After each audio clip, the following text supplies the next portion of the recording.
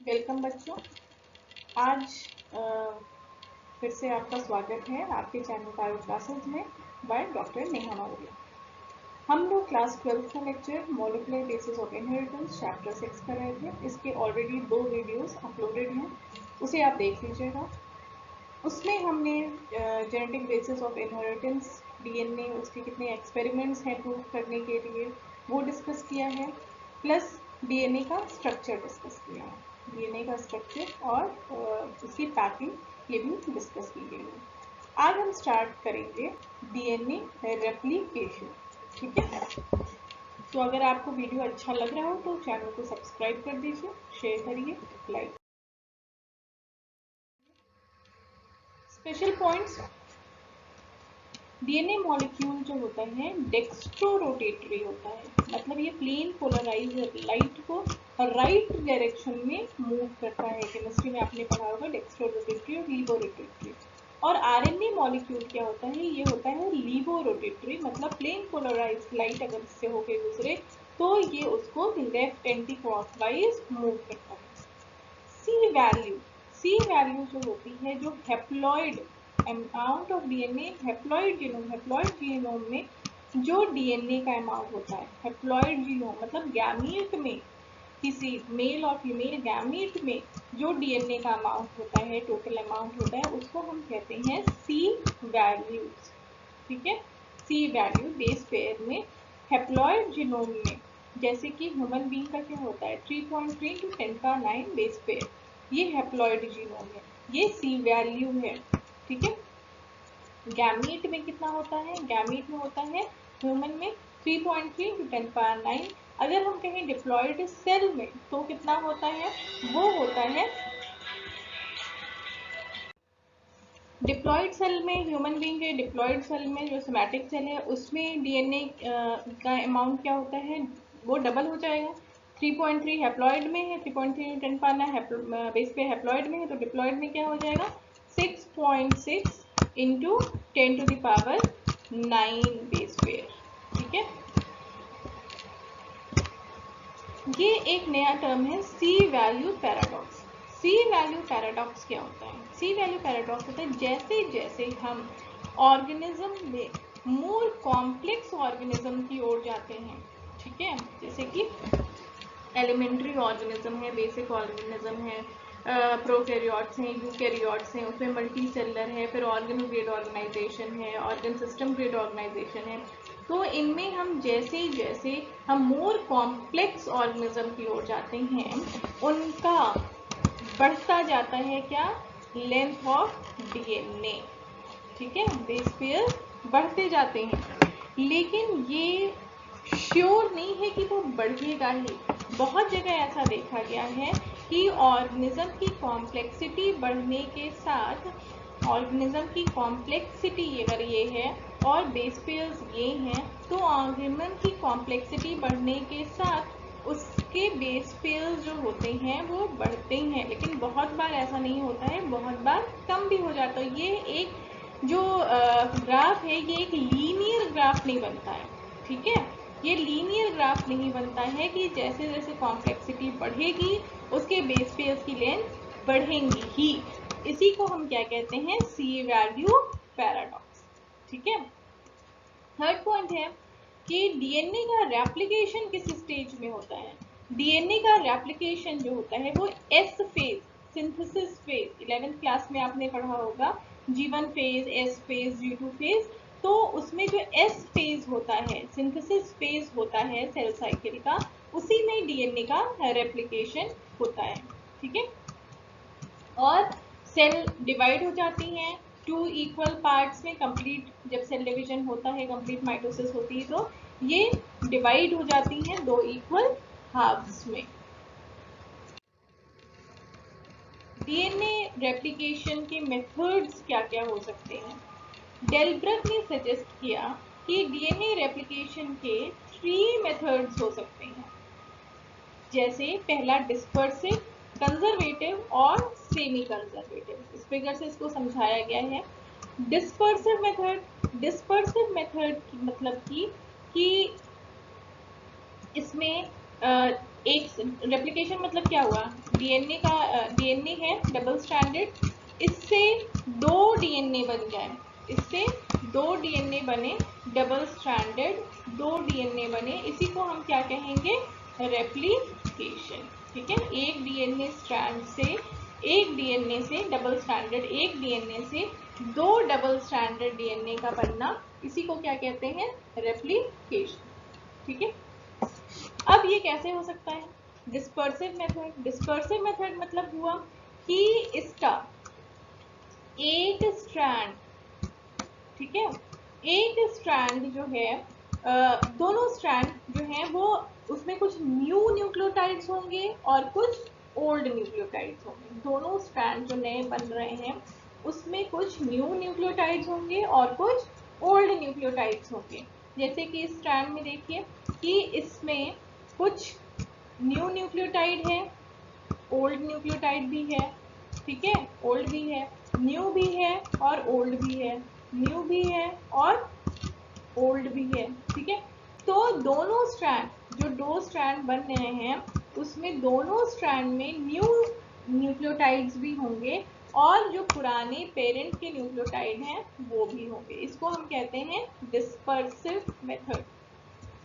दूसरा है conservative method. Conservative method मतलब हुआ कि जो पेरेंट डीएनए है उससे एक जो डीएनए बन रहा है वो बिल्कुल पेरेंट डीएनए से ही ले लिया गया, और जो दूसरा डीएनए बन रहा है, दूसरा डीएनए का डबल स्ट्रैंड बन रहा है, वो सारे जो हैं उसमें न्यूक्लियोटाइड्स न्यू हैं, इसमें पेरेंट का कुछ भी नहीं है।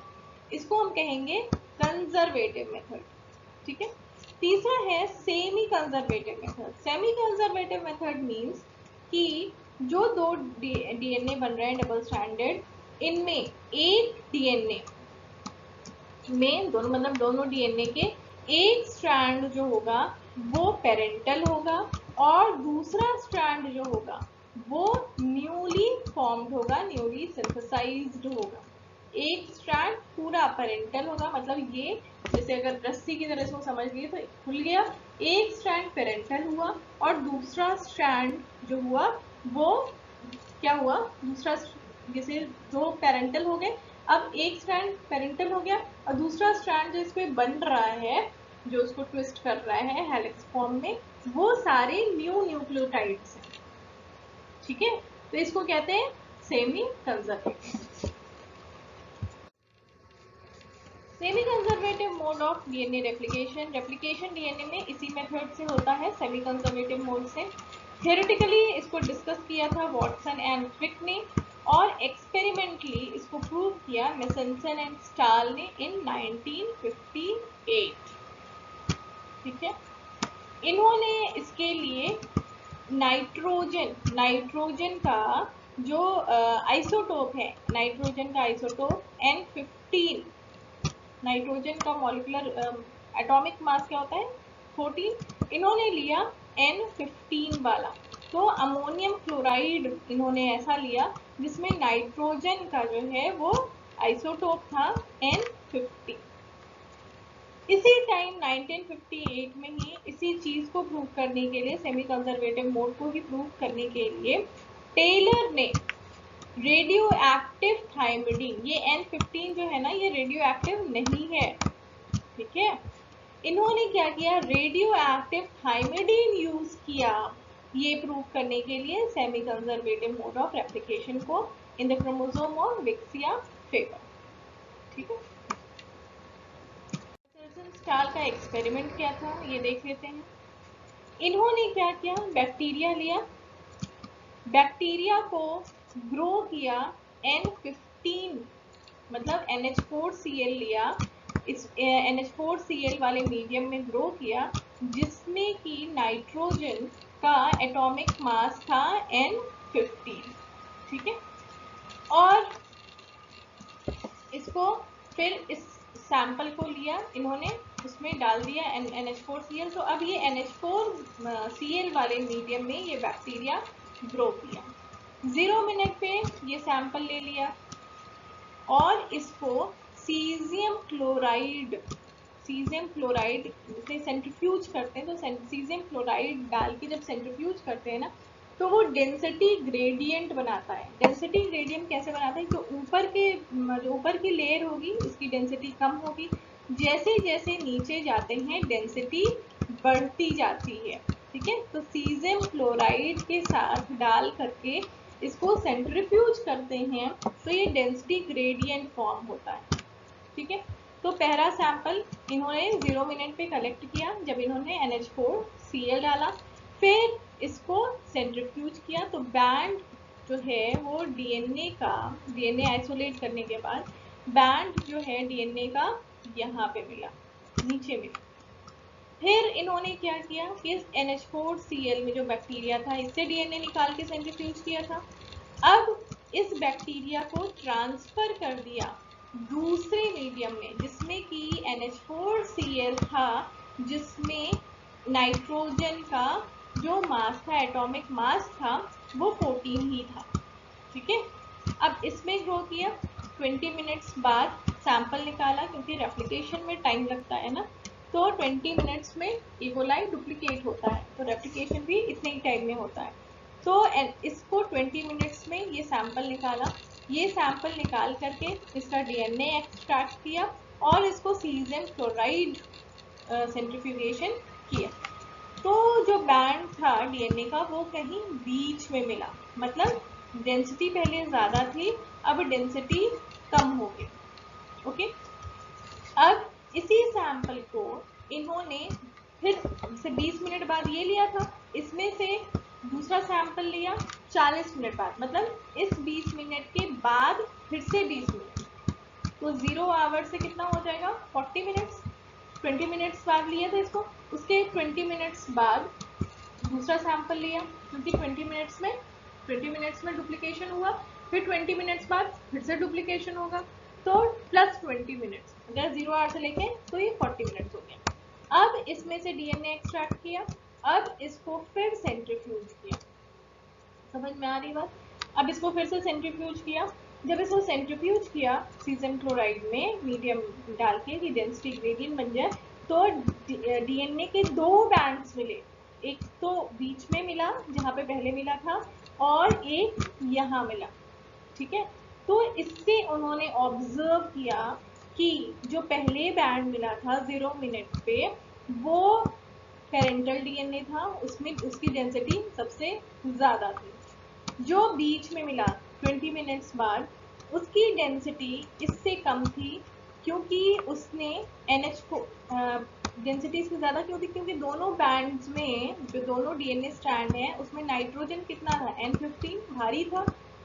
ठीक है, अब जब दूसरा बैंड मिला तो उसमें एक स्ट्रैंड तो N15 वाला होगा और एक स्ट्रैंड जो होगा वो N14 वाला होगा, तो N14 वाले स्ट्रैंड की वजह से ये हल्का हो गया, बैंड कहीं यहाँ मिला, और दोनों जो डीएनए बनेंगे उसमें ओरिजिनल से ही बन रहे हैं, तो ओरिजिनल से एक स्ट्रैंड इसमें गया और एक स्ट्रैंड इसमें गया, एक न्यू स्ट्रैंड इसमें बना और एक न्यू स्ट्रैंड इसमें बना। तो इसमें जो दोनों स्ट्रैंड हैं, एक स्ट्रैंड में N14 है और एक स्ट्रैंड में N15 है। ठीक है, इधर भी एक स्ट्रैंड में N14 है जिसको रेड से डिनोट किया गया है और एक स्ट्रैंड में N15 है जिसको ब्लू से डिनोट किया गया है। ओके, तो जो इसकी डेंसिटी हुई ये बीच में हुई। अब फर्दर जब इसको किया गया, जब फर्दर इसका जो है वो मतलब सैंपल लिया गया 20 मिनट्स बाद, तो फिर से इसमें डुप्लीकेशन होगा। जब फिर से डुप्लीकेशन होगा तो ये क्या हो जाएंगे, एक स्ट्रैंड ओरिजिनल रहेगा, एक स्ट्रैंड न्यू रहेगा, न्यू न्यूक्लियोटाइड्स के रहेंगे, मतलब एक स्ट्रैंड पे N15 वाला है और एक स्ट्रैंड पे N14 है। ठीक है, और जो इसका न्यू वाला था, न्यू वाले से दोनों न्यू वाले रहेंगे, तो ये दोनों स्ट्रैंड जो होंगे वो N14 के होंगे, है ना। इसी तरह इसमें जो न्यू रेड वाला है ये N14 ही लेंगे ना कल्चर मीडियम में, तो दोनों स्ट्रैंड N14 वाले होंगे, और एक जो ओरिजिनल वाला था वो एक N14 होगा स्ट्रैंड इसमें और एक N15 होगा। तो N14 वाले की डेंसिटी क्या होगी, इसमें दोनों स्ट्रैंड में N14 है, उसकी डेंसिटी कम होगी। तो दो ऐसे डीएनए होंगे जिनके दोनों स्ट्रैंड में N14 है, तो उसकी डेंसिटी कम होगी, वो यहाँ पे बनाएंगे अपना बैंड। और दो डीएनए ऐसे होंगे जिनमें एक स्ट्रैंड N14 है और एक स्ट्रैंड N15 है, तो वो अपना बैंड यहीं पर बनाएंगे। तो इस तरह से ये पैटर्न जो था डेंसिटी ग्रेडियंट का डीएनए का, कहाँ पे ये अपनी बैंड बना रहे हैं, उसके बेसिस पे ये प्रूव किया गया कि डीएनए रेप्लिकेशन सेमी कंजर्वेटिव होता है। ठीक है, वही चीज लिखी है। ई कोलाई को ग्रो किया गया अमोनियम क्लोराइड में, जहाँ पे नाइट्रोजन N15 था। अब दोनों स्ट्रैंड्स क्या हो जाएंगे, N15 वाले हो जाएंगे, ओके, हैवी हो जाएंगे, इसलिए वो नीचे सेटल होंगे। जब इनको सब्जेक्ट किया गया caesium chloride density gradient centrifugation में, फिर उसके बैंड्स मिल गए। फिर इस बैक्टीरिया को शिफ्ट कर दिया गया कल्चर मीडियम में, जिसमें नाइट्रोजन कितना था, N14 था, तो एक बैंड N14 का होगा, N15 का होगा। ठीक है, तो यही चीज है इसकी बताई गई। अब डीएनए रेप्लिकेशन होता कैसे है, बहुत ध्यान से देखिएगा। डीएनए रेप्लिकेशन में इन्वॉल्व क्या क्या होता है, पहले उसके नाम को हम जान लेते हैं। डीएनए हेलिकेज और अनबाइंडेज। डीएनए हेलिकेज नाम ही पॉपुलर है। डीएनए हेलिकेज क्या करता है कि जो डीएनए डबल स्ट्रैंडेड डीएनए है ना, ये डबल स्ट्रैंडेड डीएनए को खोलने का काम करता है। डबल स्ट्रैंडेड डीएनए को खोलने का काम करता है। तो खोलेगा कैसे, ये जो है न्यूक्लियोटाइड बीच में किस बॉन्ड से बंधे हुए हैं, हाइड्रोजन बॉन्ड से, तो ये हाइड्रोजन बॉन्ड्स को तोड़ देता है। हेलिकेज क्या करता है, हाइड्रोजन बॉन्ड्स को तोड़ता है। ठीक है, next is single strand binding protein. अब ये नहीं है कि एक बार हाइड्रोजन बॉन्ड जो है वो टूट गए हेलिकेज से, तो फिर से यूनाइट नहीं हो सकते हैं, क्योंकि यहाँ पे नाइट्रोजनस बेस तो है ही, फिर से यूनाइट भी हो सकते हैं। तो इसके लिए क्या होता है, SSCP single strand binding protein. Single strand binding proteins क्या करते हैं कि ये इसको सेपरेट रखते हैं, दोनों स्ट्रैंड्स को सेपरेट रखते हैं कि फिर से ये रिकॉइल ना हो जाए। ठीक है, नेक्स्ट एंजाइम इज डीएनए गाइरेज या टोपोआइसोमरेज भी कहते हैं इसको। टोपोआइसोमरेज या डीएनए गाइरेज, ये सुपर कॉइलिंग को रिमूव करते हैं। ये सुपर कॉइलिंग क्या होती है, सुपर कॉइलिंग होती है कि जैसे एक रस्सी है, ठीक है, मान लीजिए रस्सी है, उसमें ट्विस्टेड है, जैसे डीएनए है ट्विस्टेड है, उसमें दो स्ट्रैंड्स हैं। अगर इस रस्सी को हम और मोड़ दें, ठीक है, और लपेट दें, फिर से ट्विस्ट कर दें, इसी को क्या कहते हैं, सुपर कॉइलिंग। तो ये जब सुपर कॉइलिंग खुलेगी तभी तो बाकी एंजाइम्स इस पे एक्ट करेंगे और वो और दोनों स्ट्रैंड सेपरेट होंगे। तो ये डीएनए गाइरेज क्या करता है, ये जो और फोल्डिंग्स होती हैं हेलिक्स के बाद डीएनए की, बहुत सी फोल्डिंग्स होती हैं, बहुत फोल्डेड होते हैं, इसको हम सुपर कॉइलिंग कहते हैं। इस सुपर कॉइलिंग को ये रिमूव करता है। नेक्स्ट है आरएनए प्राइमर। आरएनए प्राइमर बहुत इंपॉर्टेंट है, क्योंकि डीएनए जो है वो तभी डीएनए पॉलीमरेज जो है ये तभी काम करता है जब उसको प्राइमर, कोई मीन्स एक सीक्वेंस रहे जिसका एक 3 प्राइम एंड हो। ठीक है, 3 प्राइम एंड हो, मतलब OH एंड हो, तो यहाँ पर ही ये न्यूक्लियोटाइड्स को लाता है, इसके कॉम्प्लीमेंट्री न्यूक्लियोटाइड्स को लाता है और इसे अटैच करते जाता है। ठीक है, तो ये जो शॉर्ट चेन ऑफ आरएनए होता है, स्मॉल चेन आरएनए का, इसी को हम कहते हैं आरएनए प्राइमर। ठीक है, तो आरएनए प्राइमर ये रेप्लिकेशन स्टार्ट करने के लिए बहुत जरूरी है। आरएनए प्राइमर बनाने के लिए जो एंजाइम होता है दैट इज आरएनए पॉलीमरेज और प्राइमेज।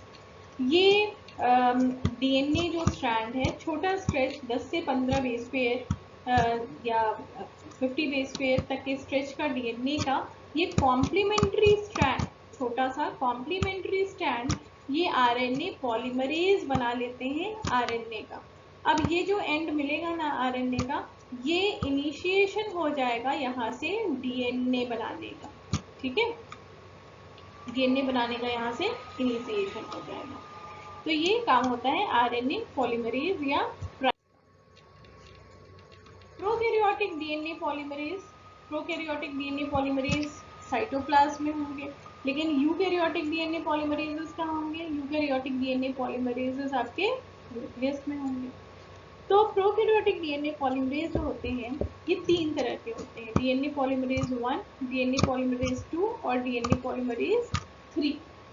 डीएनए पॉलीमरेज 1 इसको डिस्कवर किया था कॉर्नबर्ग ने 1957 में, इसलिए इसको कॉर्नबर्ग एंजाइम भी कहते हैं।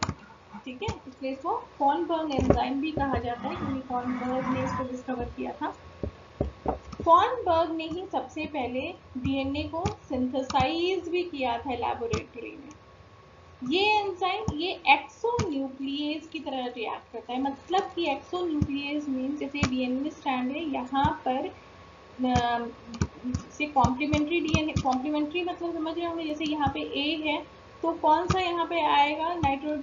टी आएगा, नाइट्रोजनस बेस। अगर यहाँ पे जी था तो यहाँ पे सी आएगा, यहाँ पे सी था तो यहाँ पे जी आएगा। ये ला कौन रहा है? ये ला रहा है DNA polymerase.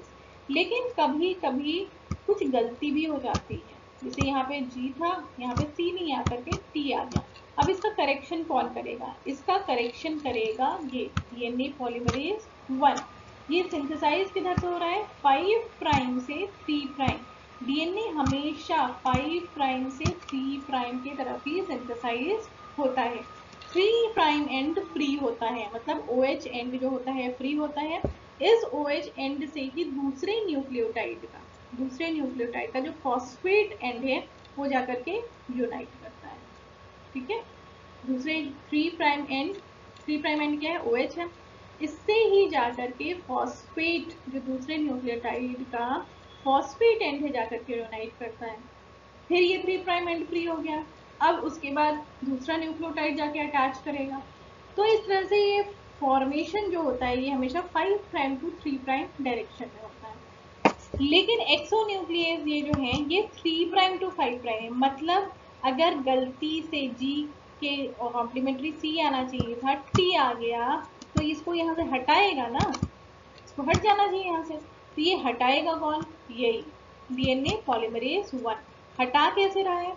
3 prime to 5 prime, इधर से इसको रिमूव करेगा। ठीक है, तो ये इसको रिमूव करता है। इसी तरह जब रेप्लिकेशन पूरा होता है तो जो आरएनए प्राइमर्स होते हैं जो शुरू किए थे रेप्लिकेशन को, आरएनए प्राइमर्स को हटाने का काम भी ये करता है। जैसे आरएनए प्राइमर्स हट जाएगा और उसकी जगह डीएनए का सीक्वेंस आ जाएगा। ठीक है, डीएनए पॉलीमरेज 2 का फंक्शन बहुत ज़्यादा पता नहीं है, अननोन है, लेकिन इसका भी काम डीएनए रिपेयर में ही होता है। मेन जो रेप्लिकेटिंग एंजाइम है प्रोकैरियोट्स में दैट इज डीएनए पॉलीमरेज 3, यही मेन रेप्लिकेटिंग एंजाइम है।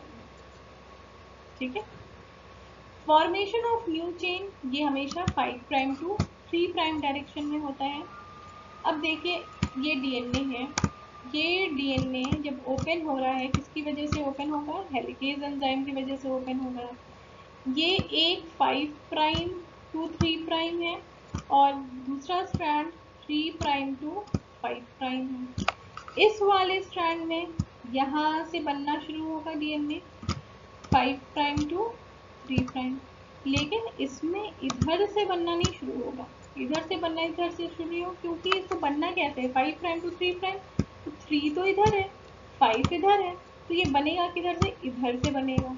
तो जैसे जैसे ये खुलता जाएगा वैसे वैसे ये स्मॉल सेगमेंट्स में बनेगा। ये डीएनए जो है स्मॉल सेगमेंट्स में बनेगा, जैसे जैसे ये खुलेगा ये स्मॉल सेगमेंट्स में बनेगा। तो एक स्ट्रैंड जो है ये तो कॉन्टिन्यूस बन रहा है, इसको हम कहेंगे कॉन्टिन्यूस स्ट्रैंड। और एक स्ट्रैंड है जैसे जैसे खुल रहा है ये स्मॉल सेगमेंट्स में बन रहा है, इसको हम कहते हैं डिसकॉन्टिन्यूस स्ट्रैंड्स।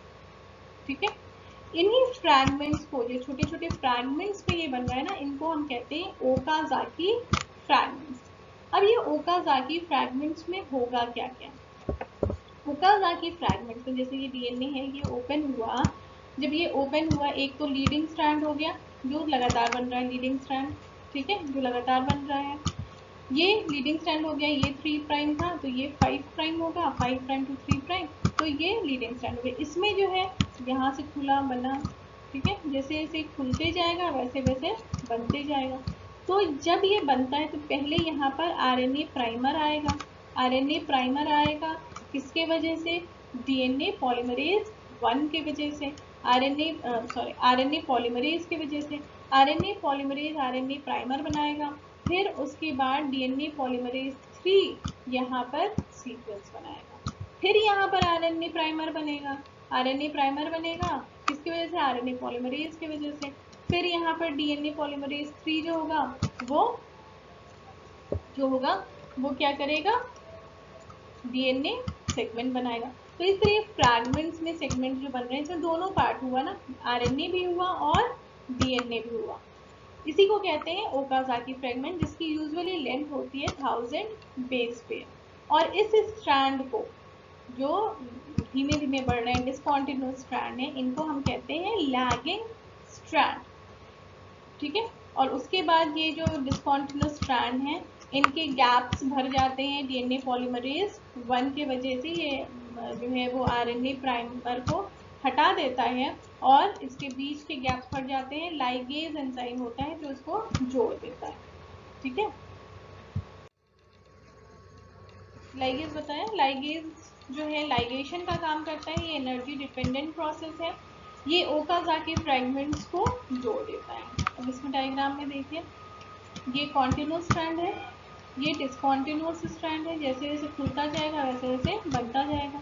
यहाँ पर आरएनए प्राइमर बनेगा, पहले आरएनए प्राइमर बनेगा आरएनए पॉलीमरेज से, फिर डीएनए पॉलीमरेज 3 इसमें स्ट्रैंड्स बनाते जाएंगे। इसको हम क्या कहेंगे, ओकाज़ाकी फ्रैगमेंट्स कहेंगे, या और इसको कहेंगे लैगिंग स्ट्रैंड, इसको कहेंगे लीडिंग स्ट्रैंड। ये कैसा है, कॉन्टिन्यूअस है, और ये कैसा है, डिसकॉन्टिन्यूअस है।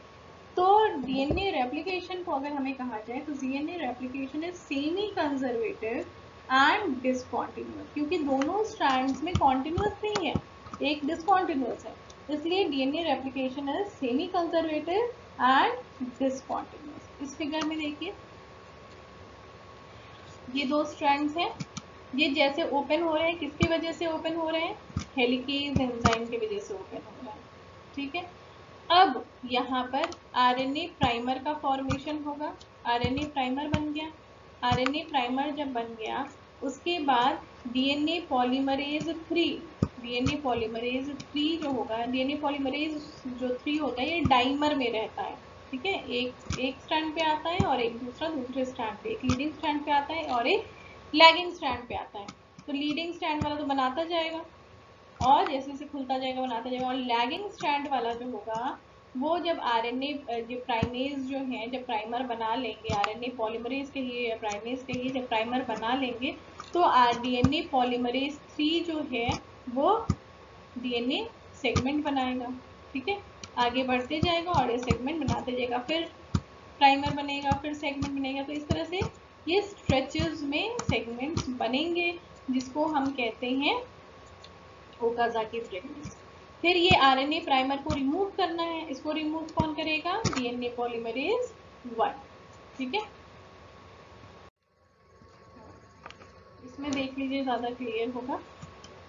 पहला तो टोपोआइसोमरेज क्या करता है या गायरेज क्या करता है, जो सुपर कॉइलिंग है डीएनए की, जो बहुत ज्यादा फोल्डिंग्स हैं उसको रिमूव करता है, ठीक है।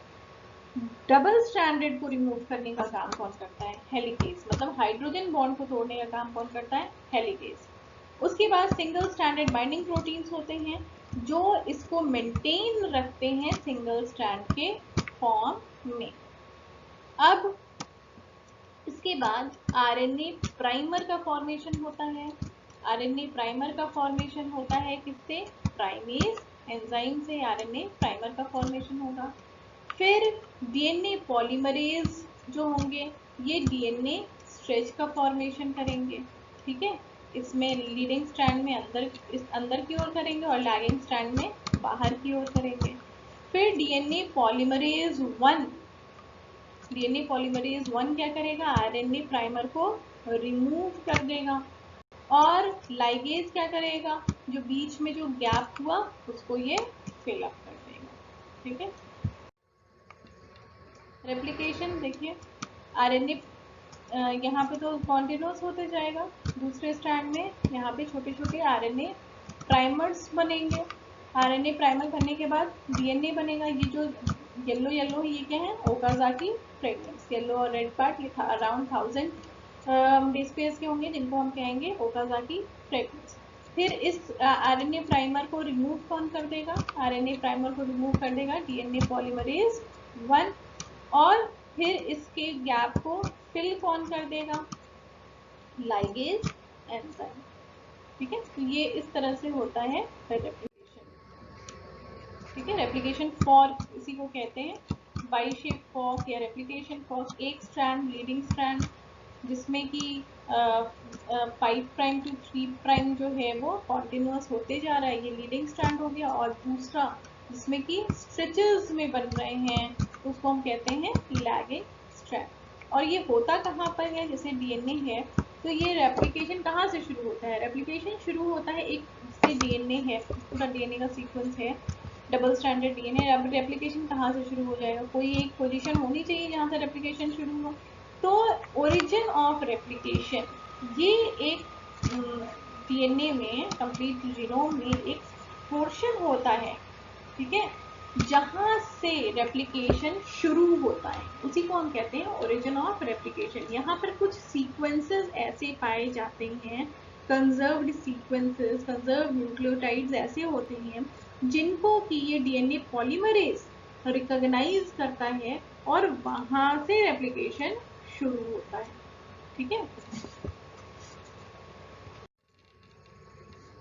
वही चीज है टोपो आइसोमेरेज, ये क्या करेगा, सुपर कॉइलिंग को रिमूव करेगा। हेलिकेज ये हाइड्रोजन बॉन्ड रिमूव करेगा। फिर मैं कई बार इसको दिखा रही हूँ कि आपको अच्छे से ये याद हो जाए। डीएनए पॉलीमरेज थर्ड जो होता है ये डाइमर के फॉर्म में होता है। एक जगह डीएनए पॉलीमरेज लीडिंग स्ट्रैंड बनाएगा, कॉन्टिन्यूअस बनता जाएगा 5 प्राइम टू 3 प्राइम। दूसरी जगह पे क्या होगा, दूसरे स्ट्रैंड में क्या होगा, पहले आरएनए प्राइमर बनेगा, आरएनए पॉलीमरेज या प्राइमेज से आरएनए पॉलीमर बनेंगे। फिर डीएनए पॉलीमरेज जो है वो इसको डीएनए बनाएगा, डीएनए का स्ट्रेच बनाएगा। फिर डीएनए पॉलीमरेज 1 क्या करेगा, आरएनए प्राइमर को रिमूव कर देगा। फिर उसके बाद लाइगेज क्या करेंगे, आरएनए प्राइमर जब रिमूव हो गया, बीच में जो गैप है उसको फिल करने के लिए लाइगेज एंजाइम। ठीक है, याद हो गया होगा मुझे लगता है अब तक। ठीक है, तो ये था कंप्लीट रेप्लिकेशन। इसके बाद हम नेक्स्ट वीडियो में पढ़ेंगे आपका आरएनए, टाइप्स ऑफ आरएनए पढ़ेंगे और ट्रांसक्रिप्शन पढ़ेंगे। ठीक है, बहुत इंपॉर्टेंट पार्ट है, समझने वाला पार्ट है। एक बार आप इसको समझ लेंगे, एक दो बार वीडियो को देखिए, समझ लेंगे तो आपको बहुत इंटरेस्टिंग भी लगेगा, बहुत अच्छा भी लगेगा और आपके इसके क्वेश्चंस भी गलत नहीं होंगे। ठीक है, चैनल के साथ बने रहिए, हैप्पी रहिए, हेल्दी रहिए, पढ़ाई करते रहिए, मोटिवेटेड रहिए। Thank you, good day children.